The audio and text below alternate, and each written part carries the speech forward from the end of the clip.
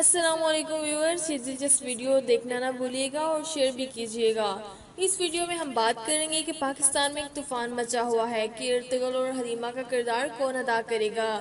یہ بحث دلچسپ ہوتی جا رہی ہے اور ارطغرل ڈرامہ دیکھنے والوں میں تجسس بھی بڑھتا جا رہا ہے۔ جیسا کہ آپ جانتے ہیں، پاکستان میں اس ڈرامے کو خاصی مقبولیت حاصل ہوئی ہے۔ پاکستان کے بڑے اداکاروں نے بھی اپنے خیالات کا اظہار کیا، لیکن تب صورتحال مختلف ہوگی جب خلیل الرحمن قمر نے اعلان کیا کہ وہ بھی اسلامی تاریخ اور روایات پر مبنی ایک ڈرامہ بنائیں گے جس میں مین کردار ہمایوں سعید ادا کریں گے۔ لیکن جب ہمایوں نے اس پروجیکٹ میں کردار ادا کرنے سے معذرت کر لی تو سوشل میڈیا پر ایک بحث چھڑ گئی۔ سوشل میڈیا یوزرز نے اس کردار کے لیے حمزہ علی عباسی اور نیمل ہاور کی تصاویر ٹویٹ کرنا شروع کر دی اور ایک ٹرینڈ بنا دیا کہ ان کرداروں کے لیے حمزہ اور نیمل سب سے اچھے رہے ہیں اور انہیں یہ کردار ادا کرنے چاہیے۔